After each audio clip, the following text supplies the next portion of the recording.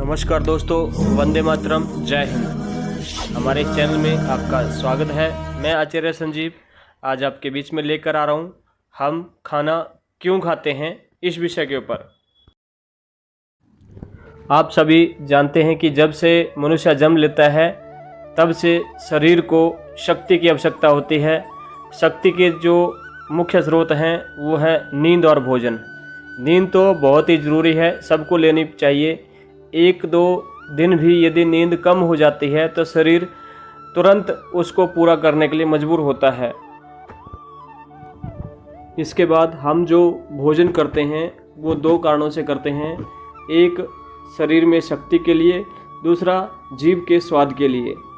सबसे पहले जो शक्ति और स्वाद का जो आपस में द्वंद्व चलता है तो यह माना गया है कि इसमें स्वाद जो है जीत जाता है और शक्ति पीछे रह जाती है।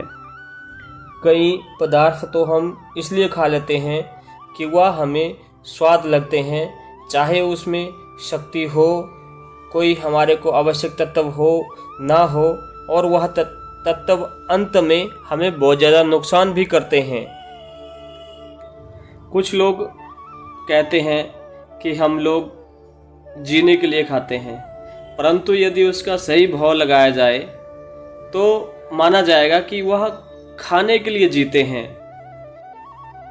अब बात करते हैं कि हम खाना पकाकर क्यों खाते हैं।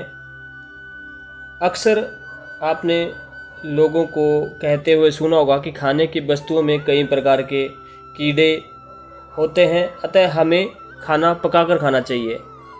परंतु यदि उसको देखा जाए तो स्वाद के लिए पकाकर खाया जाता है। एक बात सत्य यह भी है कि जब भोजन को पकाया जाता है तो निश्चित रूप से उसमें जो पोषक तत्व हैं उसमें कमी आ जाती है। फिर भी स्वाद व सुविधा के लिए हम सभी खाना पकाकर ही खाते हैं। अब हम बात करेंगे कि हमें क्या क्या खाना चाहिए खाने में। सबसे पहले कार्बोहाइड्रेट, विटामिन, खनिज और जो प्रोटीन वाली चीज़ें हैं वो लेनी चाहिए।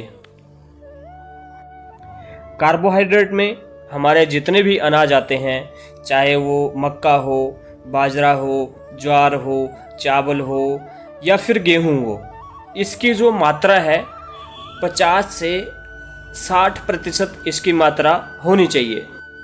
हमारे भोजन में विटामिन सी का होना बहुत ज़रूरी है। यह भोजन को संतुलित करती है।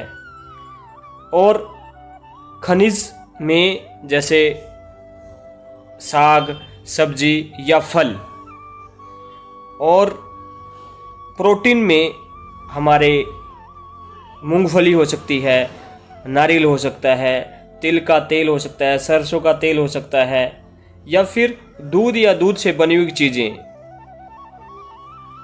जिससे भी तेल निकलता है, वह सभी चीज़ें प्रोटीन में आती हैं। तो आपने इस हमारे एपिसोड में देखा कि हम खाना क्यों खाते हैं और इसके साथ खाने के अंदर क्या क्या तत्व हमको लेने चाहिए। आपको यदि ये हमारी बात अच्छी लगी हो तो इसको शेयर करें, अपने साथियों को इसको भेजें। यदि आपने हमारा चैनल सब्सक्राइब नहीं किया है तो इसको कृपया करके सब्सक्राइब करें। धन्यवाद। वंदे मातरम। जय हिंद, जय भारत।